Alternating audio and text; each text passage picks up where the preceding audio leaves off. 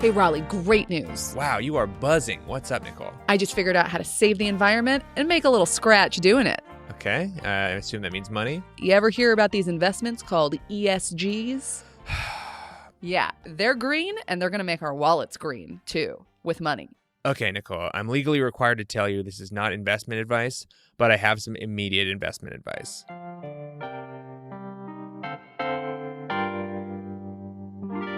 Nicole, I am very excited about today's episode because we finally get to talk about a thing I've been looking at for weeks, and they are ESGs. Are you excited? I'm super excited because they make food extra delicious. Oh, Nicole, that's salt and pepper. Of course, you were talking about MSG. Yes. But that's not what we're talking about. We're talking about ESG. In all seriousness, surely you've heard this bandied about. Yeah, ESG stands for what? Environment, society, and governance? Something like that? Very close. Social. And then the G is for governance, but it's corporate governance. Got it. So environment, social, and corporate governance. Yeah. And what does ESG mean, do you think? So I think the way that I've seen it referred to is like, rather than corporations being driven by a bloodlust for profit at all costs, now they also have to consider the broader impacts of their policies on the world and how they can use their power as mega corporations or small corporations, I suppose, to like make the world a little bit better. Okay. Great answer. Thank you. 10 out of 10. I will say most people will disagree with you. What? That's right. But only because there is no consensus on what ESG means. It's an empty box and people pile their own baggage into it. What's in the box? What's in the box? And it is not your wife's head, Nicole. It is whatever the fuck you want to be in the box. And there are so many definitions of what ESG is or could be that no majority agrees. So no matter what you said, I had that queued up. I was ready to blast you with that. But you did have a very good answer. Because that is what some people think it is. And because it's got no consistent definition, you're just as right as anybody else. Yes. However, that also means that Laura Ingram is just as right as anybody else. No. So let's listen to what she has to say about ESGs. And at the same time, these corporate execs are spooning with China. They're also actively working to hurt U.S. productivity and competitiveness. They do this by agreeing to adopt ESG, which stands for environmental, social, and governance. Those are standards, supposedly, for their business operations, except they're not really standards at all. The man leading the charge here is BlackRock blowhard and pro-China stooge Larry Fink. Now, he's already made his billions, so now it's time for him to remake the world. But if we are going to change the world, we must change the charters of the IMF and the World Bank, or we're not going to get there. There's just not enough capital. It is estimated to decarbonize the emerging world is $1 trillion a year. We're talking maybe $100 billion is moving into the emerging world. And so if we're really serious about the notion of moving the world faster. A lot of cuts. They're really stitching it together. Also, I will say that Chiron says double trouble bowing to China and the ESG scam. Wow. So they're really cramming some of the greatest hits into one shot. All right, let's keep going. It has to be done in a way that we're bringing all the governments together. Now listen carefully. Do you hear China and India laughing? Because I do. We're dealing with a self-created energy crisis right now in Europe and also a global recession. And this guy thinks that we're going to crawl out of it by bankrupting ourselves, further kneecapping oil and gas? He's not curtailing his private jet use, I can tell you that right now. Do you think it's in her script that says hold for laughs? Do you think that's why she keeps pausing?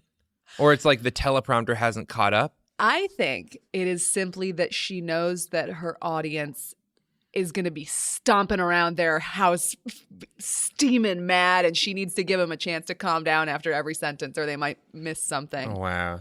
The entire ESG scheme is a complete fraud, and the result will be the destruction of our energy independence, radical changes they're planning to our food supply, and the creation of what ultimately will be something akin to a racial and ethnic caste system. The free enterprise system that made us the most powerful nation on earth was based on objective merit and a strong work ethic. And a healthy investment from my father. Well, this helps smash all of that. ESG's trickle-down effect on American workers is disastrous, and the left will always want more concessions. Okay, so to Laura Ingraham and sort of the right wing of this delicate eagle we've based our country on, ESGs are a green scam to destroy our corporations with woke capitalist, cuck, lib, coastal elite, beta energy. Okay. And I don't want to be accused of cherry picking here, so I got another clip for you, and it's not the same level of panic. It's 4 to 5 times higher. So let me just go ahead and pop this off here. ESG investing is socialism in sheep's clothing. This is the challenge of your generation. Andy Puzder is a conservative commentator and fellow at the Heritage Foundation, a conservative think tank in Washington. He once ran the fast food titans Hardee's and Carl's Jr. My father's generation's challenge was the Nazis, who, by the way, were, of course, very proud socialists. The challenge of my generation was the communists, who were, of course, very committed socialists.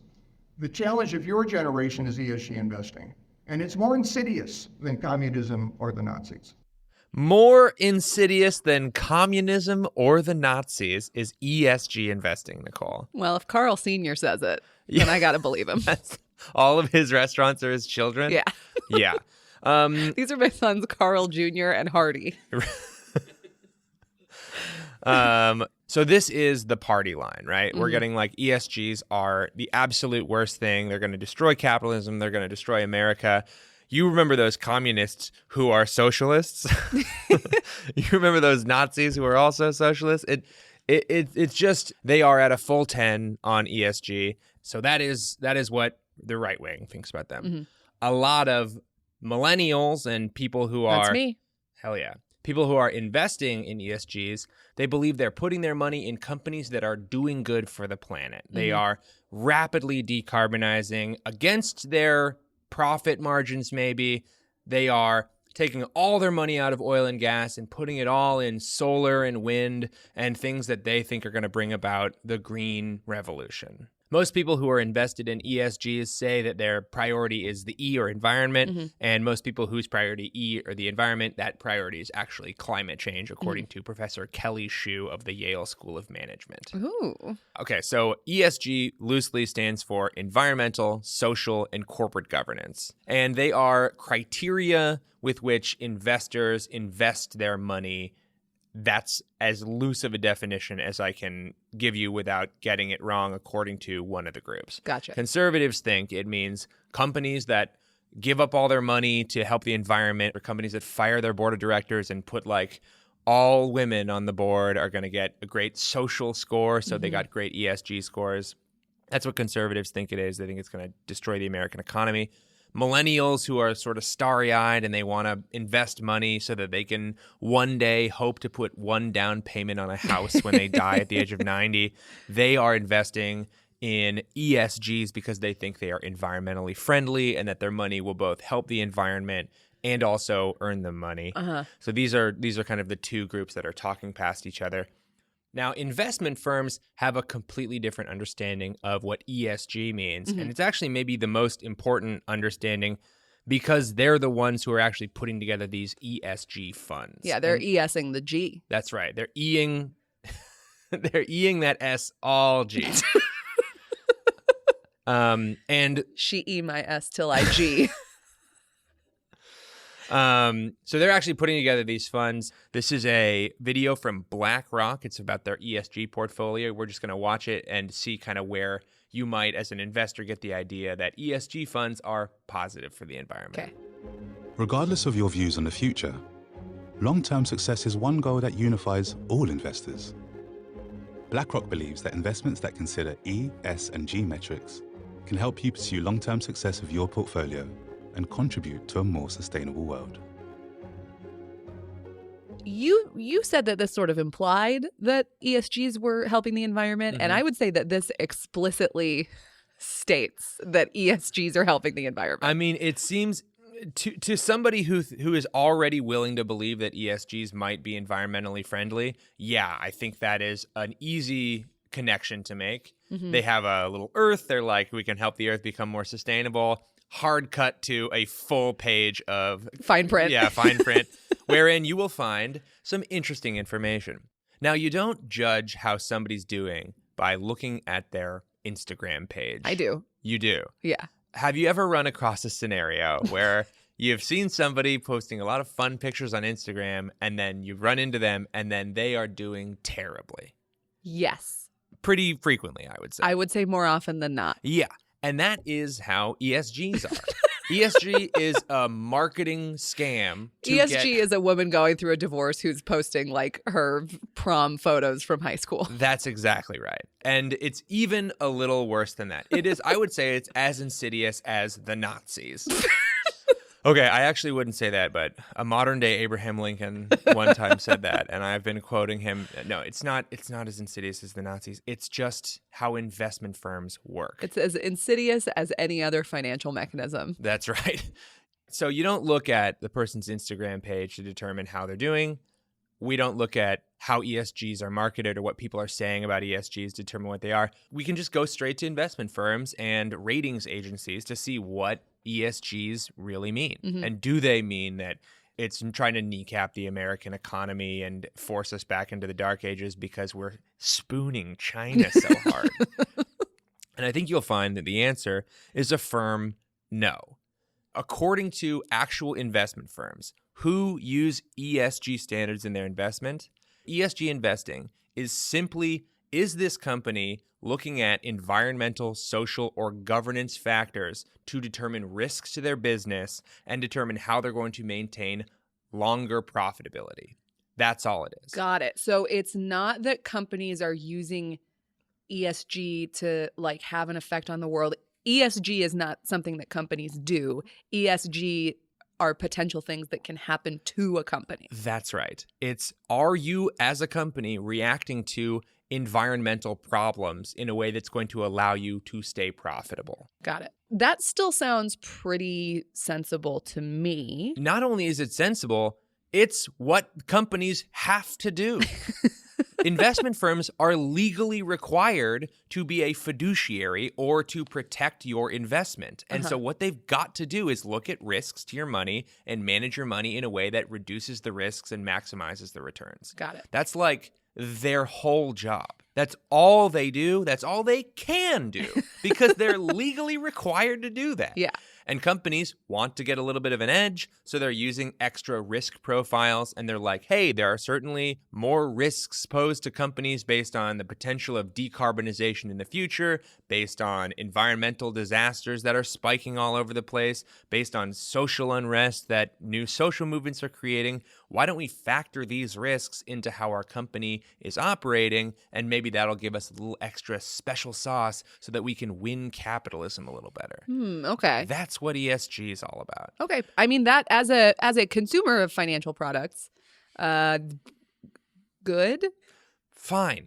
Yep, it's fine. It just doesn't save the environment. It's not stopping climate change. It's just it has the letter E in it, so it's it says the word environmental as part of the risk profile. So people sort of equate that to being environmentally friendly, and then that's kind of how it's marketed. So hold on a second. So you said that it's not saving the environment, but when I think about things like environmental risk, I think like, well, one of the best ways for companies to reduce their environmental risk is to like, you know, reduce their dependence on fossil fuels, for example. Sure. Is it not having that effect?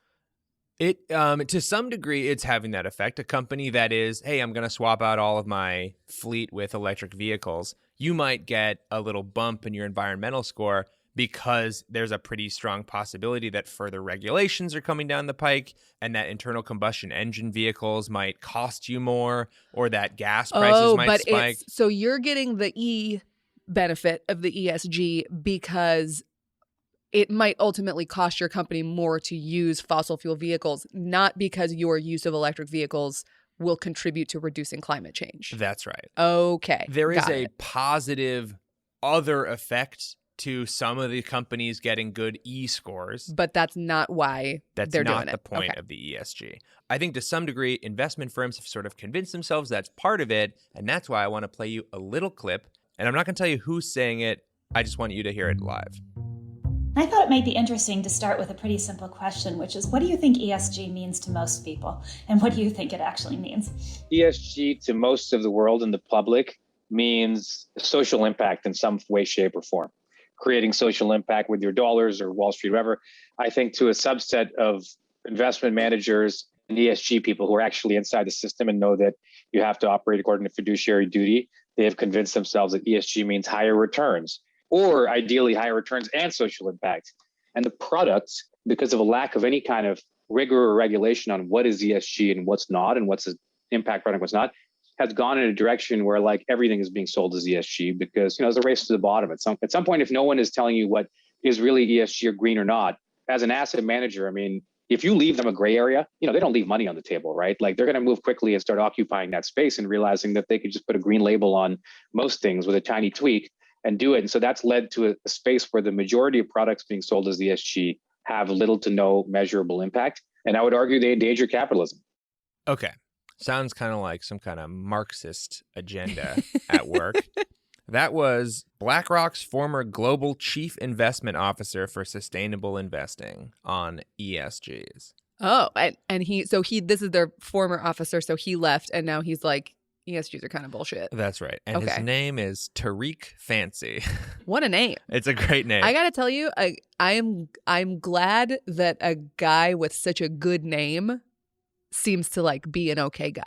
I want to be on Tariq Fancy's side with a name like that. He certainly sounds like an okay guy in that particular clip, but he was formerly the chief investment officer at BlackRock for sustainable investing. Well, we all make mistakes. That's true. We all make a lifetime's worth of mistakes. I had a bad haircut in high school, and he worked for BlackRock and made them billions of dollars. It's effectively the Nobody's same thing. perfect. You're right. Nobody is perfect. And Tariq Fancy, you know what? We will suspend judgment until we hear even one more clip from Tariq Fancy. How about that? Anyway, all right. So ESG, it's marketing. It's basically just marketing from top to bottom. It's easy to say that it's somehow environmentally responsible and therefore it makes the world a better place.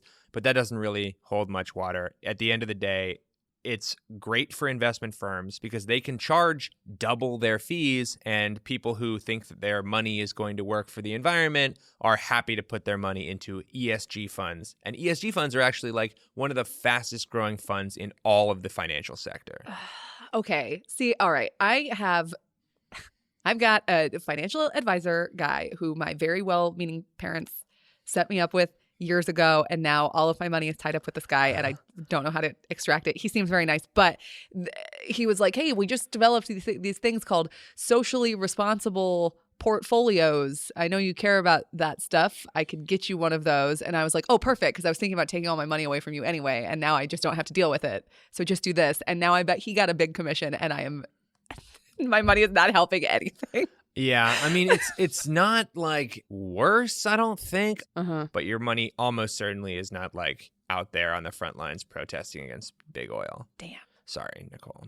Okay, so this is basically a big marketing shell game, but I want to talk more about why ESG ratings are effectively meaningless. Okay. Companies are given ESG scores by ESG rating firms, which are third-party companies that rate a company based on its ability to stay profitable and respond to risks, not based on how green or friendly to the environment they are. And basically, ESG rating firms look at all the publicly available information from various companies. They try to parse through, speeches the CEOs have given, memos that they've released, open letters, this kind of thing. They look through all this information and they try to glean whether the company is considering whether climate change is going to make a forest fire more likely where their headquarters are located, and are they moving their headquarters? Are they shoring up their supply chains in response to climate change? Are they getting a big boat stuck in the Panama Canal? That's exactly, yeah. Is their board of directors all dudes named John who went to the same high school? And are they all located in low-lying real estate in Miami? That's right. Yeah, are these companies looking out for risks in these three particular categories? I do want to say that ratings firms seem to potentially be trending in the direction of does your company actually have a good social reputation?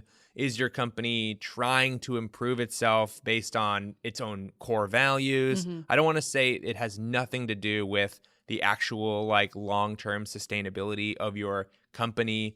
But at the end of the day, it's a dollars and cents game, and they're just looking for companies that are actually going to be profitable long-term, and are they reacting to stimuli to make that a reality? That's how rating firms rate companies. Got it. Now, it's completely opaque. There's no oversight. Every single ratings firm is proprietary. They don't share all their information. They can't get complete information from the companies. Companies aren't required to disclose very much information. It's another version of that, ESG rating firms are looking at the company's Instagram pages to try to figure out if they're cool or not. It's just another sort of shell game. And on top of that, corporate executives at individual companies don't have faith in the information their own companies are giving up to the ratings agencies. So it sounds like the ratings just don't mean anything. It sounds like it's all just sort of vibes, baby. It is primarily vibes. This is a quote from an article from Harvard Business Review called ESG Investing Isn't Designed to Save the Planet by Kenneth P. Pucker and Andrew King. Can one person get a normal name up in this piece? My God. Andrew King's pretty normal. That's true. But he had to be paired with Kenneth P. Pucker. I tell you, I write Kenneth P. Pucker in a sketch and you would take it out because you'd say no one is named Kenneth P. Pucker. Okay, here's the quote. In addition, the data underlying ESG ratings are incomplete, mostly unaudited, and often dated. As a result, even those who are responsible for these data have little faith in the accuracy. According to a recent study, more than 70% of executives surveyed across multiple industries and regions reported that they lack confidence in their own non-financial reporting. Great. It is sand built on mud, built on a thin layer of granola, and then more sand. So the bottom line here is that a lot of people think of ESG as how green a company is or how woke a company is.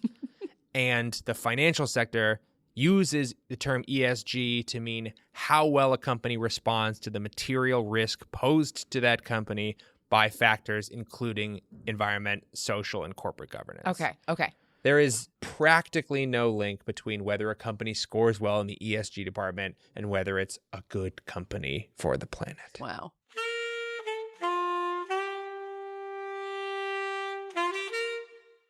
Hey there, a little inside baseball. We record this very podcast at the Climate Town office. And if you're not familiar with Climate Town, it's a YouTube series we make for as cheaply as possible. And that means schlepping our camera equipment all over New York City. Yes, our backpacks are full, and the gear we reach for every time is peak design. That voice you just heard is Ben Boult, the executive producer of this podcast and of Climate Town. That's right, Rollie. I mean, this is an ad, but we are genuinely loaded with peak design gear, from backpacks to sling bags to camera accessories. And by we, I usually just mean Ben. Ben literally has 7 things from Peak Design on during any given shoot. Yeah, Rollie. I mean, they make good stuff. My freaking phone case from Peak Design. My phone charger on my desk. That's Peak Design too. My out front bike mount that I can put my phone on. Guess what? Peak Design.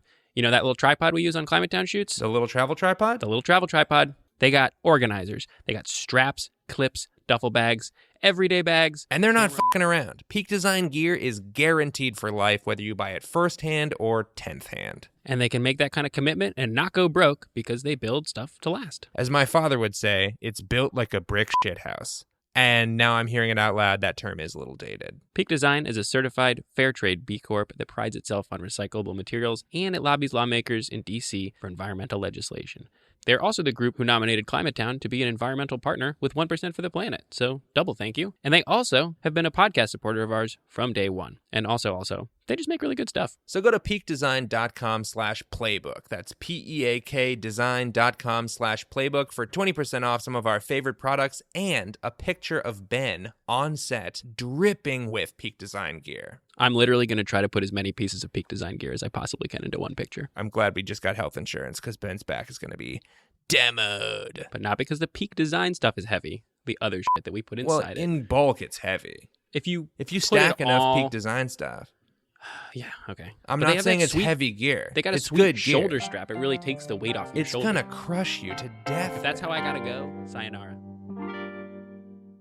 So ESGs aren't even particularly reliable for the thing that they are trying to do, but that's not even close to what the public thinks ESGs are doing. They kind of think ESGs are a way to engage in capitalism while also being environmentally, morally, socially friendly, which is why your average investor might be a little bit confused to find ExxonMobil Corp on this list. So I'm just going to hand you this list and go ahead and read what that says. Okay, Exhibit 3, largest 10 constituents of the S&P 500 ESG index. And among names like Apple, Inc., Amazon.com, Inc., which I also don't think of as particularly environmentally friendly. Well, they're using less packaging now, Nicole, so they're kind of saving the world. Sure, yeah. And then in the number 9 spot is ExxonMobil Corp. That's right. Now, if you're the kind of person that assumes ESG probably stands for a company that is environmentally friendly or in some way helping the environment, and then you see ExxonMobil included on this giant ESG fund, it might kind of cause your brain to break just a little bit. I can feel it happening right now. It hurts. Yeah, it's very surprising to find ExxonMobil and Amazon and JP Morgan and companies like that on these giant lists of ESG funds. But they're not companies that are good for the environment. These are just companies who, in the opinion of a ratings agency, are reacting to ESG risk. Okay. That's why a company like McDonald's can have a high ESG score despite being one of the largest purchasers of beef, which leads to a ton of emissions, because they're also installing recycling bins in some of their restaurants in Europe, and they're also changing their packaging from plastic to cardboard in order to appease some regulations that are coming out of Europe. Because they are seeing these regulations come down the pike and they are responding to them, they get that high ESG score. Got it. So for a company like Exxon, like I would consider the premise of ExxonMobil to be in danger from climate regulations that are going to happen. So how can a company like ExxonMobil, which is for sure going to face a lower demand for oil, make it onto this list? That is an excellent question, Nicole, and one that can be even excellently answered by Documented, which is an investigative watchdog and journalism project that we are very fond of here at ClimateTown because they are cranking out internal documents that are just delicious. Oh, they're as good as a McDonald's hamburger in a cardboard box, Nicole. So in 2020 and 2021, they were doing an investigation into fossil fuel companies by going to petroleum conferences where various fossil fuel groups were attending. And there were always these presentations about ESGs from ESG experts. And the logline was, ESG doesn't have to mean green. You, oil companies out there, you can improve your ESG score. And still be bad. Yeah. You guys don't have to be any better than you are right now. Who wants to be good? Boo! That's right. No, obviously, that's not how petroleum conferences go. Everyone thinks of themselves as a good person, and they're just delivering energy and blah, blah, blah, whatever. We don't need to get into it. Anyway, so these ESG coaches, it's basically like a dating app coach. Like, I'll show you how to arrange your pictures and how to phrase your profile. Take that one of you with the fish off the front. You don't, that's not going to get you any higher ESG scores. It's not a therapist trying to teach you to be a better person, better for the environment, better oil company, less impactful oil company. It's more like, how do we phrase what you're already doing? How do you project an image that ESG rating firms will see and give you a higher ESG score? What kinds of buzzwords? Are you doing methane recapture projects? Are you doing carbon capture projects? What are you doing for the environment that you are actively destroying, that we can say you're pledging net zero, you're going carbon neutral. Those elements were coming together in these conferences to try to coach oil companies into getting a better ESG score. And perhaps the best oil company example is ExxonMobil, who found themselves on the top 10 list of the S&P 500 ESG firms. Wow. Okay, so I have so many questions. So ExxonMobil was already doing stuff like, investing in carbon capture Algae, or whatever. biofuels, yeah. And some guy came in and was like, you know what? That's ESG. My suspicion is that Exxon was already one of the leaders in getting a reasonable ESG score because they were able to point to these little tiny projects they had started doing. And also, like, a pledge. If you pledge to go net zero by a certain amount, that's going to raise your ESG score. Sure. Well, that's like promising I'm going to work out tomorrow. Babe, I promise I'll stop cheating on you with your sister at the barbecues. Anyway, that was the story that Documented was working on in 2021. They were like ready to go to print. They were like, we got them. And then the culture war started and it popped everything the fuck off. And we get quotes like this. So in a nutshell, here's how it worked. Wall Street got in bed with a bunch of woke millennials. Together, they birthed woke capitalism. And of course, they put Occupy Wall Street up for adoption. You don't even know what that is anymore. That's the Wall Street edition. They birthed woke capitalism because we wouldn't let them get an abortion. Right. We forced them. It forced birth. I mean, I get... This is, for anybody at home, this is Vivek Ramaswamy, who has become a frequent contributor to the podcast. It's amazing, and I'm a little worried it's becoming a Ramaswamy fan cast. That's true. Yeah, I guess if I was going to give him one note, it would be have a little more faith in the joke that you're trying to do. It's not good, but if you don't sell it, then we know we know you think it's bad. Mm-hmm. Anyway, yeah, so this becomes a culture war, and we see it on Fox News, we see it in politics, and it's kind of the point of this episode. And I just want to talk about how it became a culture war, how ESGs went from being a boring way to rank companies based on their reactivity to risk to woke capitalists trying to destroy your mom's pension fund. Not woke capitalists, woke communists. Sorry, woke communists who are also capitalists and proud socialists. Worse than the Nazis, but smart as a whip. All right, so the concept of like being a socially conscious corporation maybe kind of starts in the 1980s. Capitalism is in full swing. We're making money hand over fist. We're a go-go 80s Reaganomic horde of Americans. And then there's like, what if we did something good for the planet? Fuck you, we're making money. Smash cut to 2004, where we have this open letter from UN Secretary General Kofi Annan, who puts out this letter to like 55 of the world's largest financial institutions that are like, hey, let's consider environmental, social, corporate governance maybe in the way you guys are making all that money. And they're like, yeah, maybe, we'll see. And was that the way that we think of ESG, like, hey, to protect worldwide financial markets and the stability of worldwide economies, let's consider the risks? Or is it, let's try to treat the environment and society a little better? I think it's the second one, but it's so aspirational that it doesn't matter. Okay. It's like companies are like, yeah, we'd love to treat the environment a little better.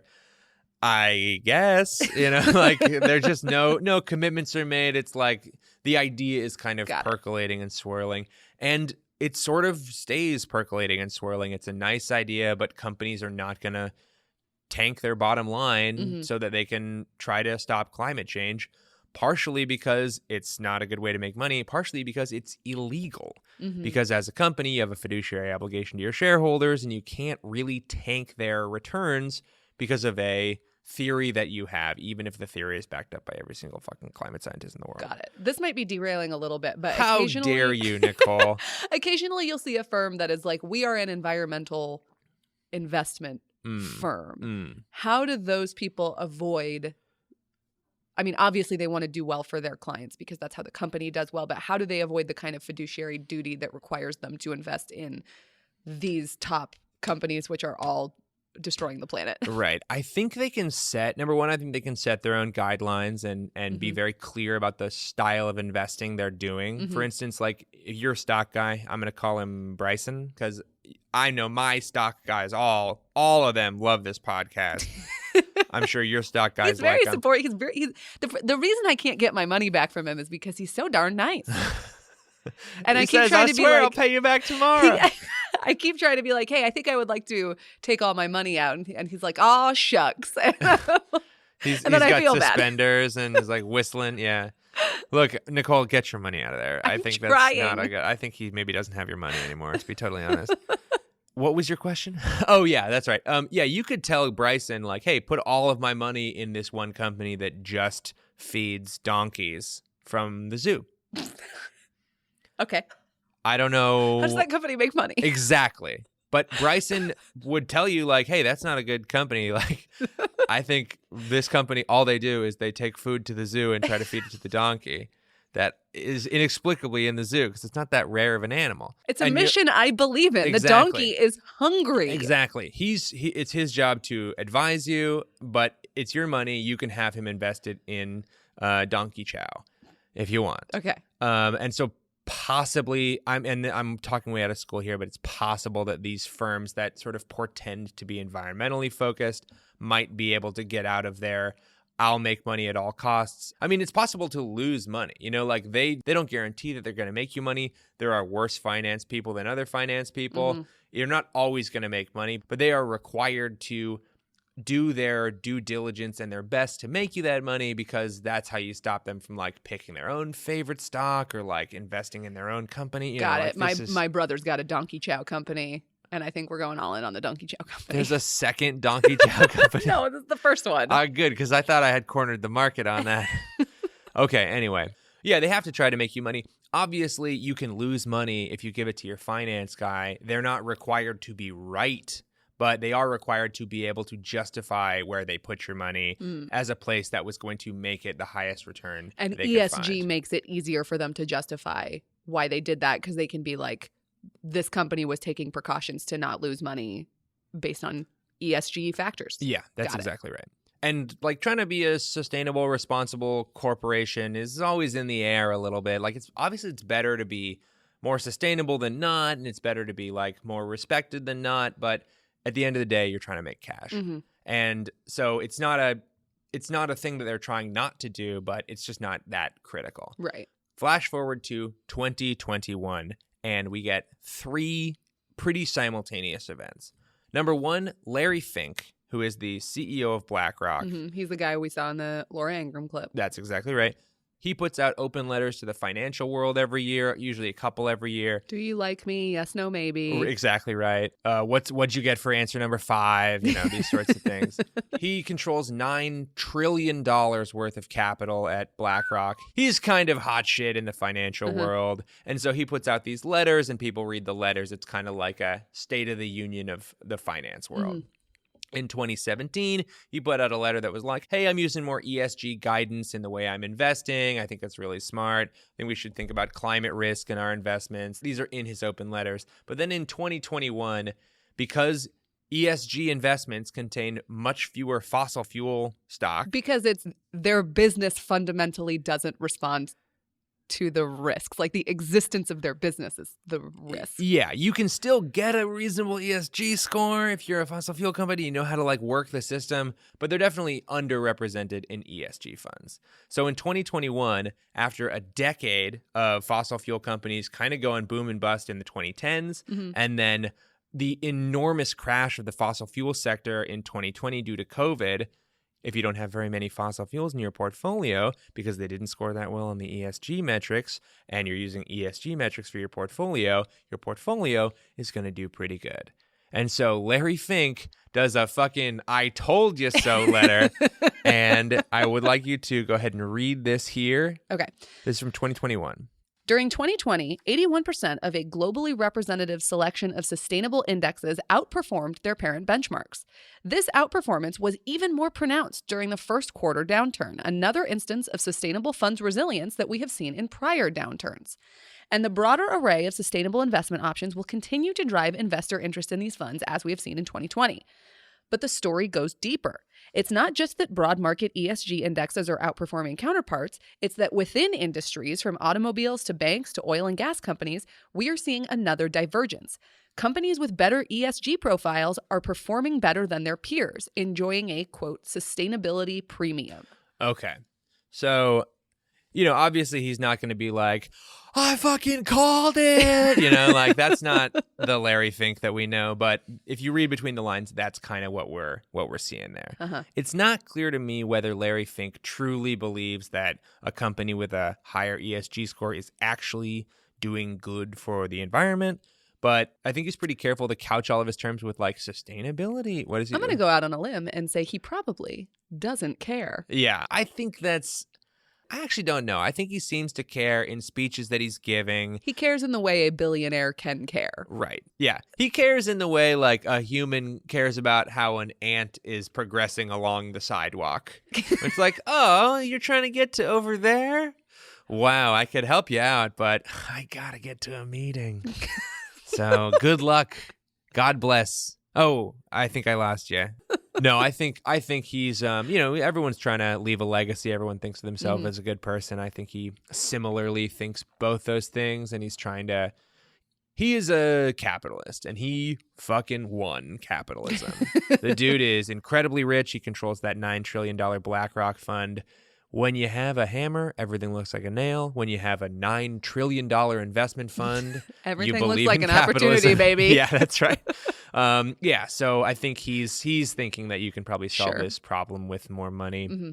And just to be clear, there's like no evidence that ESGs perform better or worse than non-ESG investing in the long run. Oh, it's even considering the ESG risk doesn't necessarily mean that the investments do better. Yeah. The only way to discern which investment does better is to cherry pick a time frame. So, for instance, if you pick just the last 2 years when fossil fuel stocks really rebounded and the war in Ukraine popped off, like one of the only sectors that did super well in that time period was fossil fuels. If you look at just the last 2 years, ESGs did not do as well. If you pick the previous 13 years when oil did terribly in the 2010s and tanked in 2020, ESG stocks made you look like a fucking genius investor. Interesting. So it's like, it's not a woke stock. It's just a slightly different investment strategy that happens to downrank fossil fuels in its portfolios. So like if fossil fuels have done well for this particular series, it does a little worse. If fossil fuels do poorly,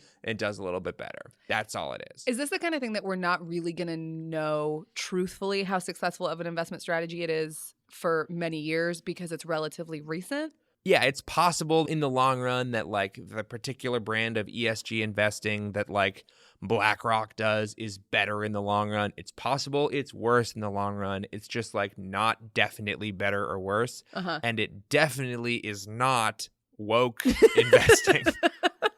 Okay, so that's one thing that kind of popped off. Another thing that pops off in 2021 is a group called Engine No. 1. They're activist investors, and they have a big lobbying campaign to try to get some board seats on ExxonMobil's board. And despite ExxonMobil spending millions of dollars to try to not let them get a seat on the board, they actually end up getting 3 seats on ExxonMobil's board. Wow. Yeah. Which, again, is not a majority position on the board. They control nothing. And now that they're on ExxonMobil's board, they now have a fiduciary obligation to make Exxon money. So yeah, that's a little bit of a catch-22. Yeah, and as a result, like they haven't really done anything. If I don't know anything about how corporations work, which is becoming rapidly clear in this episode. Let's say in another world, 100% of these activists became ExxonMobil's board. Mm-hmm. Could they, the board, be like, we're shutting down ExxonMobil? I don't think so. I think they could say something like, using this criteria that we have gleaned, we are going to pivot ExxonMobil's activity at around 10% per year for the next 10 years. I think they could slowly, if they controlled ExxonMobil, I think they could slowly maneuver Exxon toward just being a renewable energy company. Okay. But because Exxon makes so much of its money from fossil fuels, Uh-huh. and there are so many shareholders, that are legally owed returns to the extent that the board can guarantee them. I think the board's hands are a little bit tied in this. And I don't fucking know for real. Like this is my understanding, but it could be wrong. I sort of suspect that publicly traded companies have a lot fewer options than private companies because they are accountable to shareholders and not just the board or the CEO. Got it. Okay. So fossil fuel companies are feeling the heat a little bit. They've had a pretty bad financial decade. COVID sort of knocked them down a little bit. And in the big leagues of fossil fuels, ExxonMobil is under attack from these activists groups that are getting on their board and then doing nothing. Then the Fink letter, the State of the Union in the finance world, is like ESGs are good, which means fossil fuel companies are going to have a harder time. This is some of the fundamental bedrock that the fossil fuel industry is built on, being shifted around underneath their feet, and it's scaring them. And it kind of touches off in 2021 when a handful of gas and oil companies in Texas, including American billionaire Bud Brigham, were not able to get as easy access to financing for their oil and gas projects that they normally What got. was the name of the evil oil guy in the Muppets movie? Oh, I don't know. I saw that in theaters at like Tex Richmond. Okay. Wow. That's not far off. Yeah. Tex Richmond and Bud Brigham. Yeah. Together at last. So we're in 2021. The fossil fuel industry is a little bit scared. There are these Texas oil and gas companies having trouble getting financing for their oil and gas development projects. And this sort of quagmire of right-wing panic touches off a pincer movement of a bunch of right-wing groups, including the Texas Public Policy Foundation, the Heritage Foundation, and our number one guy, Leonard Leo, through a group called Teneo Network and Consumers Research. Now, Nicole, do you remember our best friend, Leonard Leo? No. It's totally fine. No. He Okay, shouldn't good. be famous. He shouldn't be a famous guy. You phrased that in a way that made it was like, do you remember Al Pacino? Or like, no, I don't know who this person is. I mean, honestly, like, by all respects, Leonard Leo should not be a popular figure in any way. However, sadly, Leonard Leo is the chairman of the board of directors of the Federalist Society. Oh, no. And if you remember the Federalist Society, that's the group that got a ton of new right-wing and ultra-right-wing judges installed, including not one, not two, but 3 Supreme Court justices under Donald Trump. Man, what a record. It is in a 4-year term to get 3 justices is insane. Yeah. It seems like that's a good argument that there's no God. I'm not saying it. I'm just saying it seems like it. Mm-hmm. But in any case, and those 3 judges, of course, and Nicole, I'm going to say them, and you're going to say a fun fact about them because you're an informed citizen. Neil Gorsuch. Arch conservative, but like weirdly good on indigenous rights. Very good. Brett Kavanaugh. Cries because he likes beer so much. He loves beer. Stop telling him to stop loving beer. And then Amy Coney Barrett. Maybe in a religious cult? But definitely in a religious cult. I mean, but like maybe even worse than the way that regular evangelicals are in a religious cult. Well, that's 3 for 3. Nicole, you win the prize, which is to hear the rest of this podcast. All right. So they've sort of already got the judiciary a bit locked up. They've installed a bunch of right-wing judges. But the other 2 flanks they're going to open up is a legislative flank and an executive flank. The other branches of government. That's exactly right. And then there's the media, which is the 4th estate. And then there's the deep state. And then there's the 5th element. And then there's the 5th element. Which is heart. That's right. And then there's the 6th sense. And the 7th heaven. Oh, that's right. And 8 is enough. So, yeah. Anyway, so in the legislative front, they're going to go with the Texas Public Policy Foundation. All right. So the Texas Public Policy Foundation has the back of the oil and gas industry in Texas. They both have Texas in their names. They're buddies. Okay. And as you can probably hear, the Texas Public Policy Foundation is a foundation in Texas that does public policy, right? They're writing bills, they're writing laws, and they're trying to get them passed. Great. This all tracks. So they're recognizing that there are some banks that are not lending money to Texas oil and gas exploration companies, partially because Oil and gas companies have lost a lot of money in the past decade. It's kind of a boom and bust industry. Companies go out of business and they declare bankruptcy. It's just not the smartest way to deploy capital. So there are banks that are not funding the oil and gas projects that want to be funded.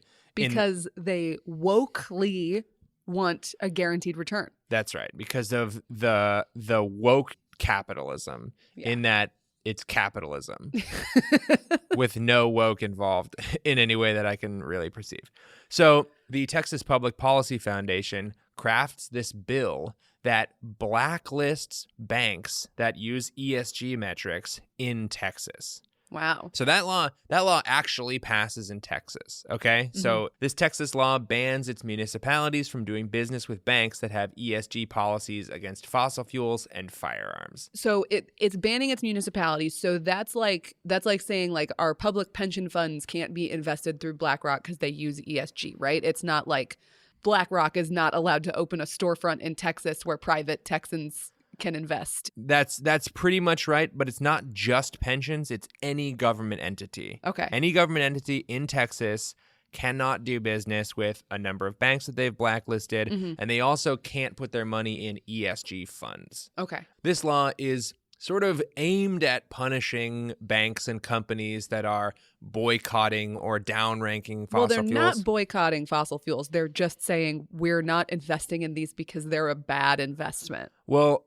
they're not doing a lot of things, but the law thinks or pretends that they are. They're drawing a culture war battle line, so they're saying they're boycotting these industries when really they're just not giving them money at the rates that they wanted to. Okay. So from my perspective as a non-financial genius, this just seems to me like the government of Texas is limiting the amount of options they have for their own finances. Nicole, I think you are a financial genius because that's exactly what fucking happened. And I'm going to hand you an article. This is that same Wharton Business School article where they've analyzed what the law has actually achieved in Texas.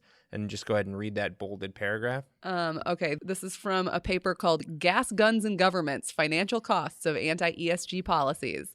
And they say, in their study, the co-authors analyzed data from the first 8 months of the law and estimated that Texas cities will pay an additional $303 million to $532 million in interest on $32 billion in bonds. That's right. And then the very next sentence is, it's a really substantial increase in borrowing costs. Yeah. So by eliminating financial institutions because they were woke, because they had ESG offerings or in some way used ESG criteria in their financial dealings, Texas couldn't utilize them financially, which lowered the pool of financial institutions these pension funds could go into, which cost them about $500 million. Man, that's bad. That's bad. Yeah. This move to be part of the culture war just drove down the competition for borrowing and made the interest balloon out of control. Oh, yeah, because if there's only like two banks or two financial institutions that you can borrow from, they can be like, oh, then I guess I can just charge you whatever I want. Yeah, which, by the way, is a pretty fucked thing to do. Like, none of this system is a positive force. Like, none of this is a woke capitalist system. They're all just trying to make as much money as they can, even if it means charging a school in rural Texas an extra $600K in interest, and they can't build a new auditorium. Well, maybe they should be building oil derricks. Yeah. I mean, there's a new spot for an oil derrick where the auditorium was going to be. It's just nonsense. It's just culture war bullshit that's like intended to throw some red meat to the base, but ends up backfiring.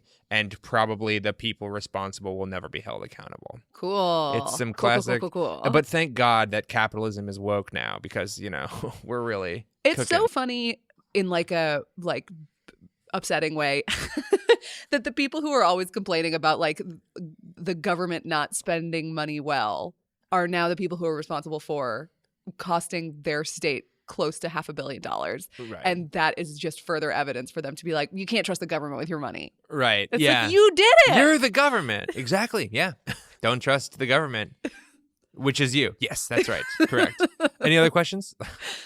Yeah. This is like a group of get your government out of my money, die-hard anti-regulation, don't tread on me, except for this one group that I don't like what they're doing. You know, let's bring the full weight of the government down on this one group and then let us do our own thing for the rest of this. And this is not the only time a little bit of hypocrisy will be found in this section, Nicole. Wow, I'm shocked. I am also shocked, but let us move on despite our fears for being overly shocked. So that is the legislative angle. There's also the executive angle with state-level officials. So remember that Leonard Leo fellow we were just fawning all over previously? So Leonard Leo, great success getting right-wing judges confirmed, including the 3-in-1 term, which is psychotic. And now his next front is to create a sort of federalist society in other parts of American culture, not society, just the judiciary. A federalist society. That's right. So I'm going to have you read a little piece from ProPublica about the Teneo Network. It's called Inside the Private and Confidential Conservative Group That Promises to Crush Liberal Dominance. To confront what he dubbed woke capitalism, Jonathan Bunch, a longtime Leo deputy and now Teneo board member, wrote that the group had brought together a coalition of Teneans. What?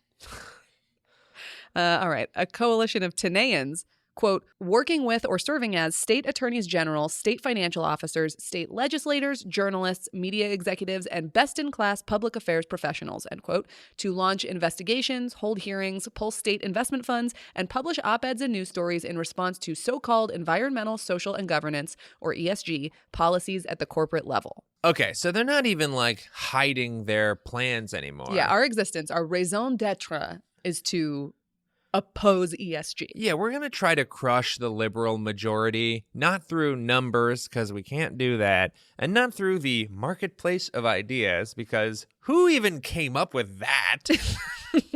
But by sort of sneakily installing a series of state officials and slanted journalists and high-profile, high-influence people. Yeah, exactly. Although mid-profile, high influence. Yeah, that's actually something that I think the right does really well. They remember that state attorneys general have a weird amount of power, and they're totally willing to leverage that weird power in a way that's very embarrassing or should be very embarrassing to them, but they get on Fox News, so they feel like a superstar. Anyway, Leonard Leo funds a group called Consumers Research, and they became the largest sponsor of the State Financial Officers Foundation, which is not a group that I had ever even considered thinking about. It's a group of Republican state treasurers. Okay. I haven't even thought of a state treasurer ever. Yeah. I didn't know what that was. I sort of think of treasurer as the third best high school club position. Yeah. It's if you're you want to show colleges that you have leadership experience, then you become the treasurer of the honor society or something. Yeah, and you didn't set out trying to be the treasurer. You just didn't have any public speaking experience, and Spencer Lew could do a backflip. Yeah. And it turns out you're not beating a backflip in the race for president or vice president. No, so especially you fall. not an honor society. That's the main qualification. That's true. Yeah, I mean, if you're both in the honor society and you can do a backflip, you're like a three-sport athlete. The world is your oyster. Yeah, that's true. In any case, so they're funding these Republican state treasurers, and these Republican state treasurers are running an anti-BlackRock campaign, okay? They're getting media training. They're going on Fox News talking about how BlackRock is hurting their state and how BlackRock is woke capitalism and all these Vanguard and all these ESG stakeholders.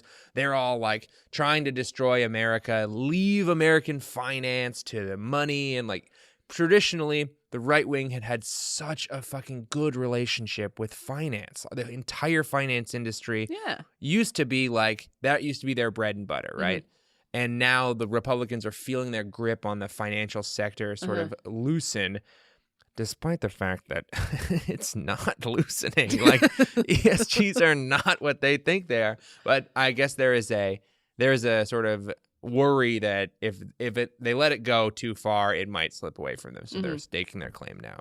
And of course, you've also got state attorneys general through Leonard Leo's OG group, RAGA, the Republican Attorneys General Association. This is another group of state-level officials who's going to be able to attack these woke investment firms that are considering ESGs in their metrics like Fidelity and BlackRock, and the way they're going to attack them is with antitrust lawsuits. Okay. So, Nicole, I know you know this, but you know how Republicans are really, really against corporate consolidation or corporations being considered people. You know how the right wing is so against collusion of any kind, and they just want all corporations to get broken up and have to actually compete on an open market. Yes.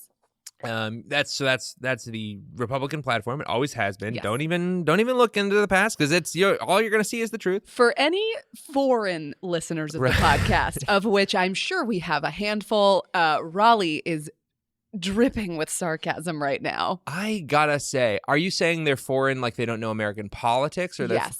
I think foreign listeners might actually have a better handle on American politics than a lot of the other listeners.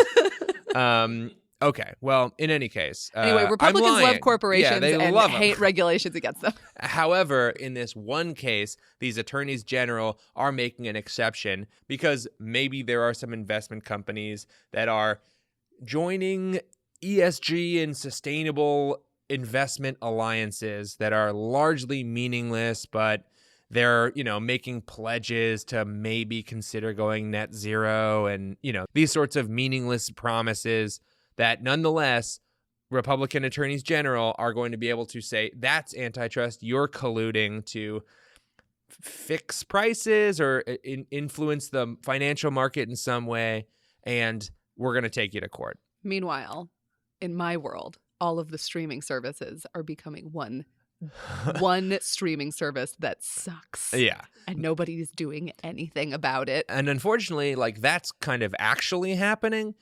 This is not a meaningful lawsuit in any way. This is very much a frivolous lawsuit. This is not real collusion in any meaningful form. So are these antitrust claims legally defensible? Are they going to result in an investment firm actually losing a case? Probably not. But these cases are going to be tried in a court, and courts have recently been overpopulated with Leonard Leo's good friends from the Federalist Society and 3 Supreme Court justices. This is going to create a cooling effect on investment firms. And lo and behold, investment firms are actually starting to drop out of these alliances, these ESG alliances. And I just want you to read this one headline from the Financial Times here. Vanguard spared ESG grilling in Texas after ditching Green Alliance. And the subhead is, second largest asset manager dropped from state hearing a week after it quit financial alliance on climate change. Yeah. So even if you are in control of trillions of dollars in assets, you don't want to take the risk. So you just pull yourself out of this ESG alliance. Which didn't mean anything in the first place. That's right. But it just goes to show you a very squeaky, annoying wheel who has appointed a bunch of right-wing judges gets the grease. Wow.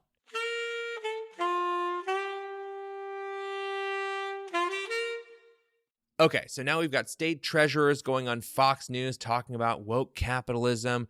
We've got presidential candidates talking about how ESGs are the devil. They're worse than Nazis. This is turning into a full-blown culture war. And the House Republicans hold weeks and weeks of hearings explicitly to blast ESGs. I have your favorite representative and recent theater hand job supplier, Lauren Boebert. Let's just go ahead and grab that clip here. This is May 10th, 2023. This is on C-SPAN, and it is the House Republican hearings on ESG practices. Considering the Silicon Valley Bank has collapsed and JP Morgan Chase bought the bank, has there been any indication that there's been any involvement in ESG policies that there's been while reestablishing the bank? There may be, but I'm not willing to comment on that based on our investigations. Thank you so much. Attorney General Marshall, as the Department of Labor under the Biden administration has considered requiring fiduciaries to consider ESG and employee retirement savings decisions, several 401ks and thrift savings plans allow managers to use their voting rights on behalf of these retirement accounts. A prime example of this is BlackRock. a primarily left-wing activist fund that uses its status as a fiduciary for... Okay. Sorry. BlackRock, primarily left-wing activist fund. BlackRock, $9 trillion in capital ownership. BlackRock, a company that owns 7.1% of ExxonMobil and a untold number of other oil companies. BlackRock, who's out there funding gender studies, underwater basket weaving majors at liberal arts colleges. BlackRock, who's trying to turn your dogs gay so that they can get them into NYU's theater program. It just goes on like this for literal weeks. It's a series of show trials. And this is specifically in response to the fall of the Silicon Valley Bank, or she's just bringing that up as part of their broader investigation into ESGs? That's a great question. This is just grinding an axe. They're trying to say that the fall of Silicon Valley Bank came because they had a couple more women they were woke, because board. there were more women on the board. I remember that. They were bad at being a bank because they were too woke, not because they were playing it pretty fast and loose with the amount of capital they kept on hand. It was the women on the board that told them that they could lend out all of the money. Well, here's the thing. Women be shopping. And I have heard that, Nicole. They were shopping with SVB's money. That's right. Now, Nicole, I gotta say, they are obviously trying to turn ESGs into the next CRT, critical race theory, or like BLM or whatever. It sort of worked with CRT, right? It was an empty box. They just filled it with a bunch of bullshit. It sort of worked with like BLM because they were like, no, all lives matter, okay? It's like, oh, so black lives included? No, not those guys. Blue lives, cops matter, and then all lives matter. And then if there's time, Chinese lives matter. No, because we're spooning them. Oh, God damn it. Yeah.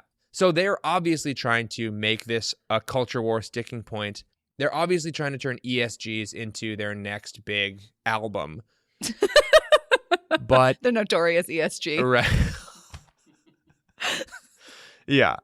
But it's not catching on with the Republican base. Number one, the idea that they want the government to tell financial institutions what they can and can't do with their money is not a popular tactic with the Republicans. You know, they're all about deregulation, and this hearing is all about regulating the financial institutions. It just bumps horribly. Number two, it's fucking boring.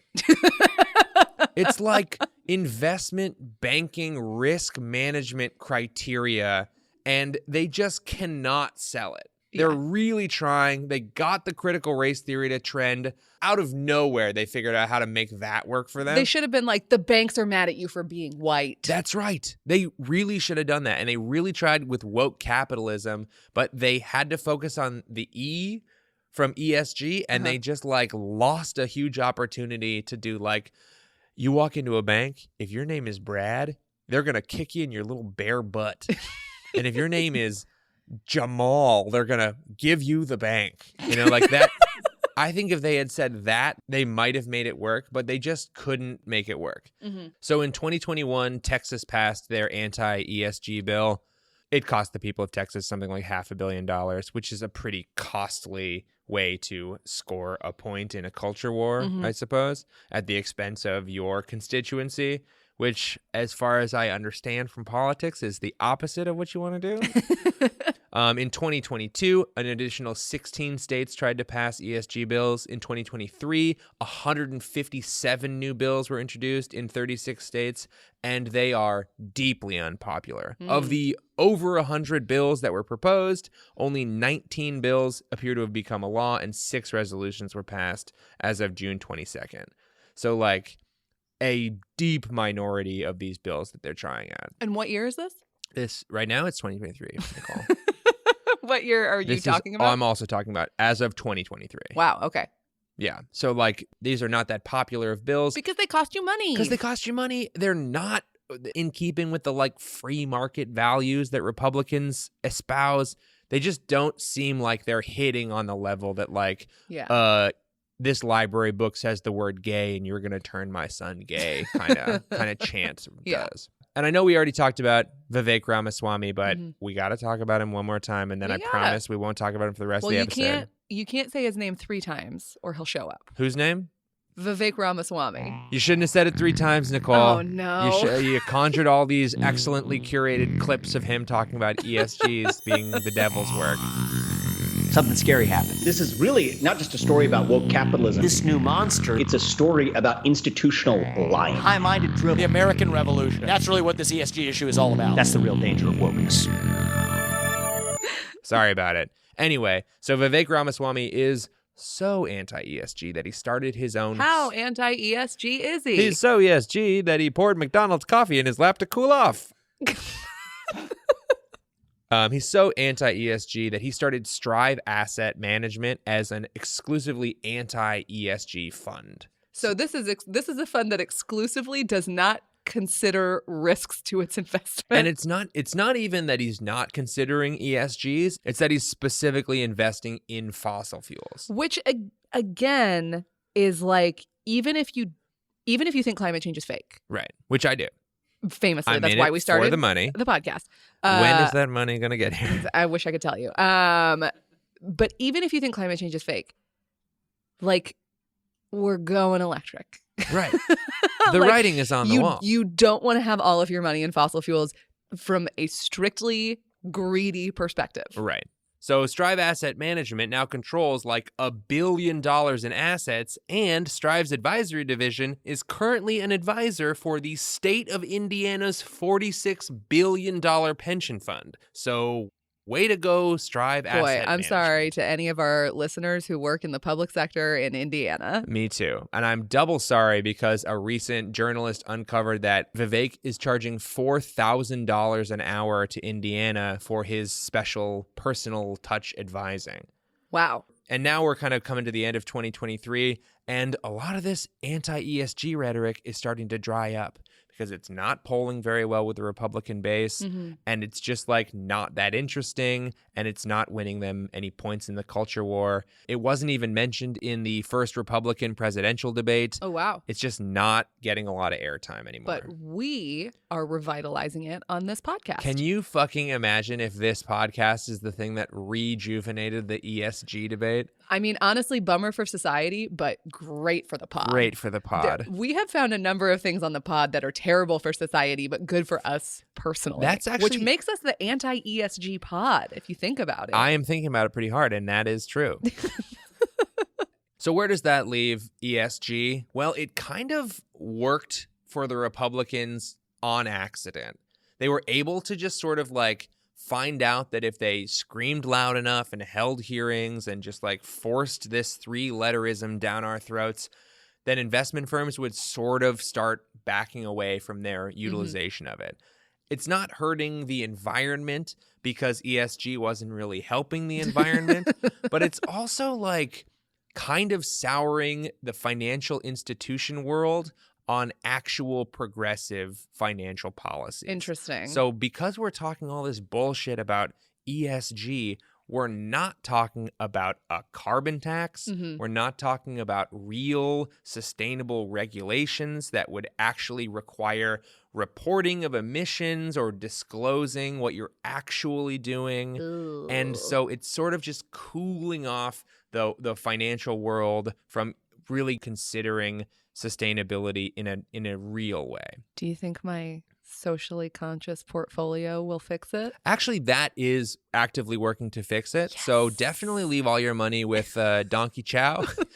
I will say it's kind of a smart move to politicize sustainable investing because now, like, the liberals love sustainable investing. The Republicans hate sustainable investing. So if the Department of Labor or the SEC or something says, hey, we're going to actually have you do emissions disclosures, now that's a political move. Oh. And now it feels charged and like, oh, how can you be making this liberal move when really it's like, no, we want to know how much carbon emissions Chevron is producing. And now it's not clear how much they're actually doing. Great. So even having a unpopular opinion in the minority party in the United States is enough to kind of scare off any progress that was potentially being made in the financial world. Cool. So it's Awesome. like they're winning for losing, you know? Yeah. Damn. And- What a bummer. Yeah. Wow. And it occurs to me that the thing that would actually help ESG work better, which is more complete data, That sounds like lib talk to me, Nicole. is now harder to obtain and more obscure because of this conversation. Yeah. I mean, they lost the battle, but they've won a different battle. In that the thing that they say ESG is, or like progressive capitalism that like considers the environment over profits, is a thing I actually want to happen. Yes. I think it's a good thing, but the fact that they're saying it's the thing that's happening and there's a huge backlash to their saying that draws like an early battle line. They sort of have entrenched themselves earlier on so that the investment firms will be less likely to commit to something like that because they know if the fucking like ESG thing they were doing got this kind of response, now they think, oh my God, what kind of response will we get if we're actually sustainable? You might say that they forecasted the risks ahead of time and used that to inform their decisions. Wow. Now. Yeah. It's almost like one of the social risks that they should have forecasted was the Leonard Leo factor. Yeah, the ESGLL. F. Yeah. Yeah. That's exactly right. And so that's where we're at. Republicans fail upward yet again because investment firms are scared of bullshit. And so they sort of won for losing. So ESGs are not particularly environmentally friendly places to put your money. It's just another kind of investing that capitalism does that's very trendy right now because people think it's sort of environmentally friendly. The current American financial system does not really cater to environmental investing because there's no carbon tax. The externality of CO2 pollution is not internalized in any way because it would impact capitalism pretty seriously. There's no reporting requirement for companies to disclose their emissions. There is a fiduciary obligation to maximize returns. We just don't live in a world where it's easy to invest and help the environment, and this Republican backlash to the ESG boogeyman is actually making that even less likely. Got it.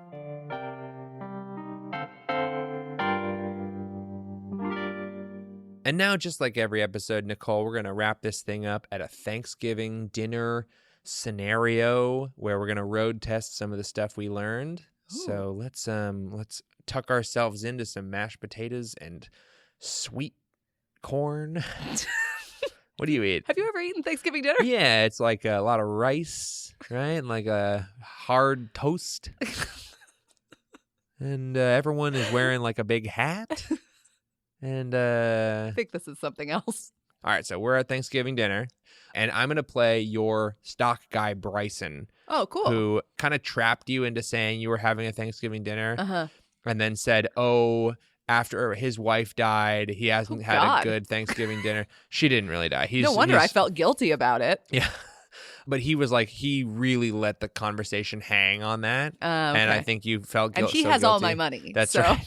So you invited him, Bryson, to your, and I'm going to play Bryson. Okay, great. Hey, Bryson, I'm so glad you could make it to Thanksgiving dinner. Hey, Nicole. Well, great mashed potatoes. Thank you. I'm really enjoying them. This is my third bowl. Hey, your mom doesn't care about that rug in the kitchen too much, does she? Well, that's why we put it in the kitchen, because we knew it was going to get messy. Okay, good, because I tracked a bunch of mashed potatoes on it while I walked through there. I'm sorry, what? Yeah, Did you stick your feet in the mashed potatoes? No, I loaded up a full plate. A pound or two of mashed potatoes, easy. I got spooked by a scary magazine cover, dropped the mashed potatoes, stepped right in it to try to cover it up, spread it around a little bit, let it blend into the floor, because you have a mashed potato colored floor. And then I tracked it all over the place. I'm still wearing the shoes with the mashed potatoes. Take the shoes off. I got stinky feet, Nicole. Oh, keep the shoes on. I'm very embarrassed. We got dogs. They'll lick up the mashed potatoes. Well, Nicole, let me make it up to you. I know you're really into helping the planet and all that. You got that little pod card. What is it? I knew you listened to the podcast, and that's why I didn't use your real name on it. Every day. I listen to it every single day. Morning, noon, and night. There's only like 6 or 7 episodes out or something. Yeah. I listen to it. I watch it. I read it. The whole thing. There's nowhere to read or watch it. I love but all okay. that crap you're doing. Okay. Anyway, I know you're into environmentalism and sustainabilism, mentalism, all that stuff. And I got a great new ESG fund for you. It has triple the fees, so it's a little more expensive, but it's so good for the planet. Oh, it's so good for the planet. Okay. So I'll just go ahead and move all your money into there. Now, Bryson, is this going to be like when you really, in real life, signed me up for some sort of life insurance situation, which you have told me is an investment in a way that I don't understand, but I'm pretty sure you made a commission off of it? It's an investment in not your life, but the next person who gets the money. That's where the investment is. Okay. It's not like that. It's actually you investing your money, but in the extra bonus is it helps the planet so good. Oh, that's so awesome, Bryson. Thank you. Just some quick questions, just because you're going to charge me a lot of fees. So these ESG funds mean that I'm directly investing into companies that are going to reduce emissions, right? Oh, my no. I haven't ever had to tell somebody this before, but no, not at all. They're basically just investing in companies that are going to, manage the risk of environmental problems a little better than other companies. Oh, got it. Okay, so these are companies that are like reducing people's risk of being affected by climate change. No, we're just looking at companies that are themselves maintaining profitability despite risks posed to them by climate change. So companies like McDonald's and Marlboro cigarettes. Oh, okay. Those both seem, I'm a vegetarian who hates smoking, so I would like especially to not have my money in those things. You could just eat French fries. And I do. Okay. Well, then we're on the same page. That doesn't solve the Marlboro thing. Oh, what's up? We're still talking? Yes, Bryson. Oh, I'm sorry. I got distracted by this. Are you billing me for dog. these hours, Sure. by the way? Of course. God damn it, Bryson. From the moment I got in my car to drive over here, I started billing you. We weren't even talking about money at that point. Well, we are now. All right. Look, then I just want to clarify, at the very least, even if I'm investing in stuff like McDonald's, which doesn't fully align with my values, at the very least, I'm not investing into any companies that actively produce fossil fuels, right? Well, unless you think ExxonMobil doesn't actively produce fossil fuels. I very much think they produce fossil fuels. Okay, well then, yes, you are invested in that. Okay, great. But I will say the vast majority of investment dollars that you put into investments have almost no impact on the actual companies you're investing in one way or the other. Was that supposed to make me feel better? Yeah, but now I'm listening to it back in my head, and I guess not. So you think I should just leave all your money in Donkey Chow then? I'm all in on Donkey Chow.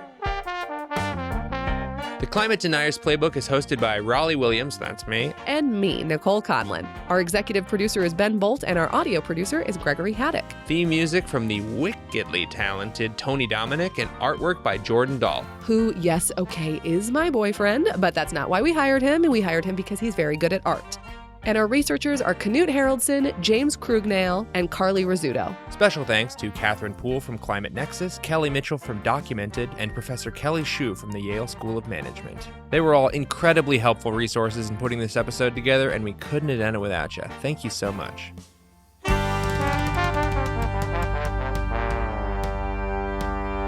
She E my S till I G.